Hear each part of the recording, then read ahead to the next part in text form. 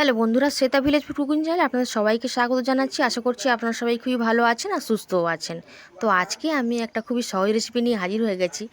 আজকে বানাবো পাকা তালের দুধ পুলি পিঠা। খেতে কিন্তু খুবই সহজ হয় আর খুব সহজভাবে বানিয়ে দেখাবো। আপনারা যে কেউ কিন্তু খুব সহজেই তালের দুধ পুলি পিঠাটা ঘরে বানিয়ে নিতে পারবেন। চলুন তাহলে বানিয়ে ফেলা যাক।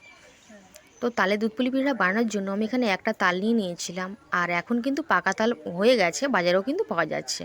তো তালটাকে প্রথমে খোসাটা এভাবে ছাড়িয়ে নিতে হবে, আর ধুয়ে নিয়েছিলাম তার আগে।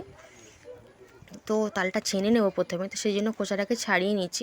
তালটা যদি খুব ভালোভাবে না পাকে তাহলে কিন্তু খোসাটাকে এভাবে ছাড়ানো যাবে না। এইভাবে কিন্তু তালের খোসাটাকে ছাড়িয়ে নিতে হবে। তো দেখুন, একটু সময় নিয়ে কিন্তু হাতে একটু সময় নিয়ে কিন্তু এই কাজটা করতে হবে। তালের খোসাটা কিন্তু এভাবে ছাড়িয়ে নিতে হবে। তো এইভাবে তালের খোসাটাকে আমি ছাড়িয়ে নেব।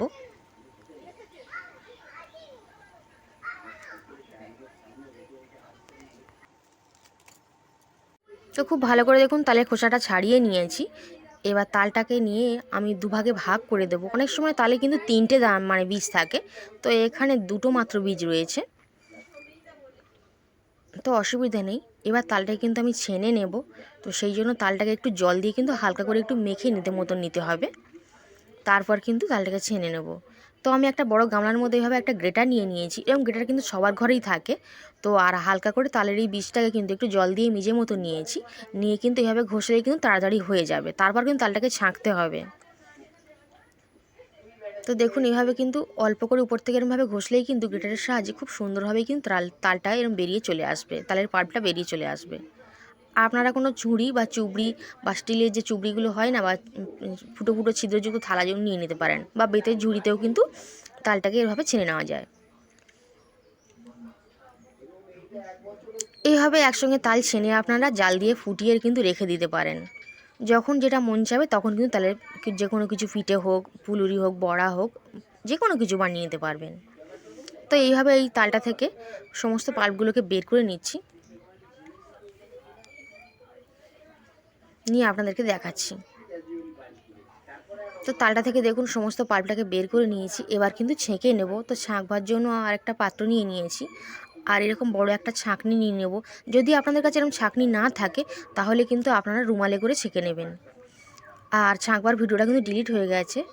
এখানে আমি নারকেল কুড়ে নিয়েছি। তো নারকেলের পুরটা কিন্তু বানিয়ে নেবো, আর তালটাকে ছেনে কিন্তু রেখে দিলাম, মানে ছেঁকে টেকে নিয়ে রেখে দিলাম।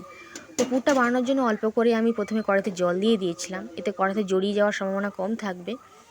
আর দিয়ে দিচ্ছি পরিমাণ মতন চিনি। আপনারা গুড় দিয়েও বানাতে পারবেন, আমি এখানে চিনি দিয়ে বানাচ্ছি। আর দিয়ে দিচ্ছি স্বাদ মতন লবণ। খুব ভালো করে নাড়াচাড়া করে নেবো, আর ঢাকনা দিয়ে কিন্তু রেডি করে নেব। আমি এখানে দুটো নারকেল কুড়ে নিয়েছি, আপনারা যেমন বানাবেন সেই পরিমাণে নারকেলটা কিন্তু নিয়ে নেবেন। তো ঢাকনা দিয়ে ঢেকে একটু অপেক্ষা করব। তো 4 মিনিট পর ঢাকনাটা খুলে নিয়েছি। এইভাবে ঢাকনা দিয়ে রেডি করলে তাড়াতাড়ি হয়ে যাবে, এই আর কি। মিষ্টির পরিমাণটা আমি আমার আন্দাজ মতো দিয়েছি, আপনারা যেমন মিষ্টি পছন্দ করবেন তেমনই কিন্তু দেবেন। তো নাড়াচাড়া করে মোটামুটি পুরটাকে রেডি করে নিচ্ছি। বেশি সময় লাগবে না, 7 থেকে 8 মিনিট সময় লাগবে, তাতেই কিন্তু পুরটা রেডি হয়ে যাবে। তো দেখুন পুরটা কিন্তু আমার প্রায় হয়ে গেছে। হয়ে গেলে কিন্তু এভাবে জড়ো হয়ে আসবে। এখন এই পুরটাকে কিন্তু নামিয়ে দেবো, তাই গ্যাসের ওভেনটা অফ করে দিচ্ছি। একটা থালার মধ্যে নিয়ে একটু রেখে দিলাম, ঠান্ডা হয়ে যাওয়ার জন্য অপেক্ষা করছি। এদিকে দেখুন তালটাকে ছেঁকে নিয়েছিলাম, আর জলের ভাগটা কিন্তু একটু অল্প দিতে হবে, মানে তাল যখন ছানা হবে একটু হালকা হালকা করে অল্প জল ছিটিয়ে দেবেন, বেশি জল কিন্তু দেবেন না। এখন আমি ডোটা তৈরি করে নেব। তো সেই জন্য 1.5 বাটি পরিমাণে ময়দা দিয়ে দেবো। 1.5 বাটি পরিমাণে ময়দা দিয়ে দেবো, আর 1 বাটির চেয়ে একটু কম আমি সুজি দেবো।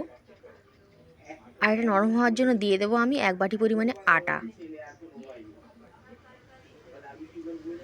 এটা কিন্তু গমের আটা। দিয়ে দেবো 1 বাটির চেয়ে কম একটু সুজি।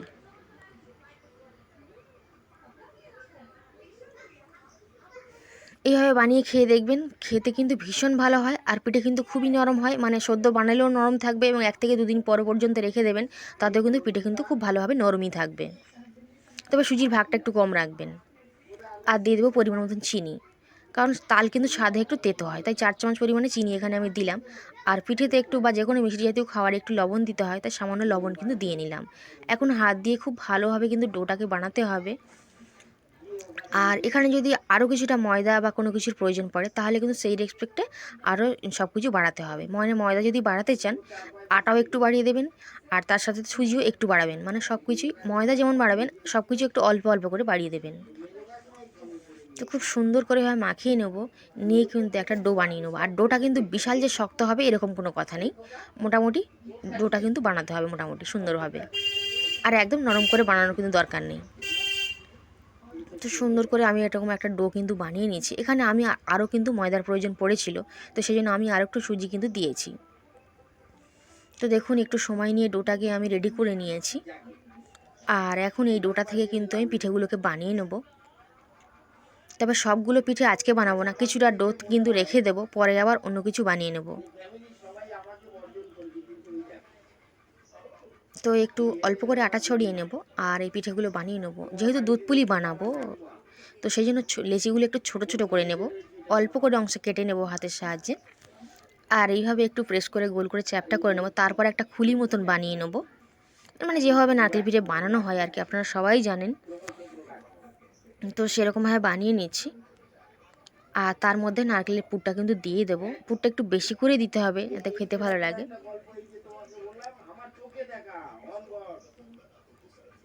তো নারকেলের পুরটাকে দিয়ে দিচ্ছি, দিয়ে কিন্তু মুড়ে দেবো। বা আপনারা যদি এরকমভাবে মুড়তে নাও পারেন তো বাজারে যে শেপগুলো পাওয়া যায়, পিঠে বানানোর শেপ পাওয়া যায়, সেগুলো কিন্তু দিয়েও কিন্তু বানিয়ে নিতে পারেন। তো দেখুন খুব সহজ একটা শেপ আমি দেখিয়ে দেবো। শুধু এই সাইডটা ধরে একটু উঁচু করে দিলে হবে, আর একটু ধরে কিন্তু একটু খাঁজ দিয়ে দেবো, মানে মোটামুটি একটু করে ভাঁজ দিয়ে দেবো। দেখুন, তো দেখুন এইভাবে কিন্তু আমার একটা পিঠে রেডি হয়ে গেছে। খুব সহজেই কিন্তু ভাঁজটাকে আমি দিয়ে দিচ্ছি, আর কত সুন্দর দেখতে লাগছে দেখুন। তো এইভাবে কিন্তু আমার একটা তালের পিঠে কিন্তু রেডি হয়ে গেল। তো আরেকটাকে রেডি করে নেব। ছোটো অংশ বলের মতন কেটে নিয়েছি, নিয়ে এরকমভাবে হাতের মধ্যে রেখে গোল করে প্রেস করে চ্যাপটা করে তারপর কিন্তু বাটি মতন বানিয়ে নিলাম, নিয়ে নারকেলের পুরটা কিন্তু দিয়ে নিচ্ছি। আপনারা যদি দুধ পুলি না বানাতে চান এই পিঠেগুলোকে নিয়ে কোনো জায়গায় ভাপিয়ে নেবেন, ছিদ্রযুক্ত থালায় বা হাঁড়িতে মধ্যে করে জলের মধ্যে ভাপিয়ে নেবেন, তাহলেও কিন্তু খেতে ভালো লাগবে। তো এই পিঠের শেপটাও কিন্তু দিয়েই নেবো। তো একই রকমভাবে সমস্ত সব পিঠেগুলো বানিয়ে নেবো। মোটামুটি আমি সবটা বানাবো না আজকে এই ডোটা থেকে, কিছুটা বানিয়ে নেবো, কিছুটা আবার পরে বানাবো। তো দেখুন কত সুন্দর দেখতে লাগছে পিঠেটা। তো এরকমভাবে সমস্ত সব পিঠেগুলো বানিয়ে নিয়েছি। সমস্ত সব পিঠেগুলো বানানোর সময় যাতে জড়িয়ে না যায়, মানে একটার গায়ে একটা লেগে না যায়, তো সেই জন্য আমি একটু হালকা করে ময়দা ছড়িয়ে দিয়েছিলাম উপর থেকে। এবার চলুন পরের প্রসেসের দিকে চলে যাচ্ছি। তো নারকেল ছাই যখন মেরেছিলাম আর করেছিলাম তখন কিন্তু কড়াটা আর যে একটু জল দিয়ে রেখে দিয়েছিলাম, যাতে কড়ার মধ্যে যে মানে চিনির ভাগটা রয়েছে সেটা যেন নষ্ট না হয়। তো কিছুটা পরিমাণ জল আমি বাড়িয়ে দিয়ে হালকা গরম করে নিয়েছি। আর এখানে আমি 100 গ্রাম গুঁড়ো দুধ দিয়ে দিয়েছি। এখানে আমি 100 গ্রাম আমুল দুধ নিয়েছি, আর হালকা গরম জলে কিন্তু দুধটাকে গুলিয়ে নিলাম। খুব বেশি জলটা গরম হয়ে গেলে কিন্তু দুধটা দলা পাকিয়ে যাবে। তো ভালো করে দুধটা কিন্তু গুলিয়ে নিলাম, মিক্স করে নিলাম। দুধটা ফুটে উঠেছে, তো এই সময় আমি চিনি দিয়ে দেবো। যেহেতু গুঁড়ো দুধ তাই মিষ্টিটার পরিমাণ বুঝে দিতে হবে। মিষ্টিটা খেয়ে দেখে নেবেন দুধটা যে কতটা মিষ্টি আপনারা পছন্দ করবেন তেমনই দেবেন, একসঙ্গে বেশি মিষ্টি কিন্তু দিয়ে দেবেন না। চিনিটা দিয়ে কিন্তু একটু নাড়াচাড়া করে দেবো। আর এই সময় আমি দুটো তেজপাতা দিয়ে দিলাম। তেজপাতার জায়গায় আপনারা এলাচ দিতে পারেন, আমার হাতের কাছে ছিল না তাই জন্য আমি তেজপাতা দিয়েছি। এতে করে কিন্তু মালাইয়ের সেন্টটা দারুণ হবে, মানে দুধের সেন্টটা কিন্তু দারুণ হবে। এখন দুধটাকে ফুটিয়ে আরেকটু ঘন করে নিয়েছি, আর পিঠেগুলোকে এক এক করে ছেড়ে দিচ্ছি। তালের সমস্ত পিঠেগুলোকে ছেড়ে দেবো যেগুলো আমি বানিয়ে নিয়েছি। আর গ্যাসের ফ্লেমটা এই সময় মিডিয়ামে করে দিয়েছি। এইভাবে মিডিয়ামে রেখেই কিন্তু পিঠেগুলোকে ভাপিয়ে নেব। তো ঢাকনা দিয়ে ঢেকে দিলাম, 15 থেকে 20 মিনিট এভাবেই জাল করে নেব। তো দেখুন কিছুক্ষণ পর ফিরে এসেছি, 15 মিনিট হয়ে গেছে। একটু নাড়াচাড়া করে দেব। পিঠেগুলো উপরে ভেসে উঠেছে, তার মানে পিঠেগুলো খুব সুন্দরভাবে কিন্তু রেডি হয়ে গেছে এবং ফুলে ডাবল হয়ে গেছে, আপনারা দেখতেই পাচ্ছেন। আর কতটা লোভনীয় দেখতে লাগছে দেখুন। আর দুধটাও কিন্তু ফুটে অনেকটা কমে গেছে। আর এই সময় তো লোডশেডিং ছিল, তাই জন্য ফোনের লাইট ধরে রান্নাটা করতে হচ্ছে।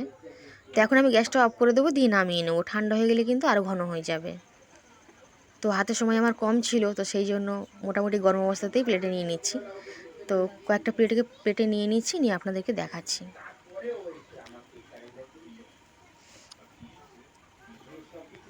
এই তালের সময় বন্ধুরা তালের অনেকগুলো রেসিপিই কিন্তু হয়, কিন্তু এই পিঠেটা একবার বানিয়ে খেয়ে দেখবেন, আশা করি আপনাদের কিন্তু ভীষণ ভালো লাগবে। আর আজকে আমি যেমনভাবে বানালাম আপনারা এইভাবে বানিয়ে দেখতে পারেন, পিঠে কিন্তু খুবই নরম হবে। তো উপর থেকে একটু দুধও আমি দিয়ে দিলাম, কতটা লোভনীয় দেখতে লাগছে দেখুন। ঠান্ডা হয়ে গেলে দুধটা কিন্তু অনেকটাই ঘন হয়ে যাবে। যারা যারা ভিডিওটা এই পর্যন্ত দেখেছেন তাদের কিন্তু অসংখ্য ধন্যবাদ। এখন একটা পিঠে কেটে দেখিয়ে দেবো যে ভিতর থেকে কতটা নরম এবং তুলতুলে কিন্তু হয়েছিল।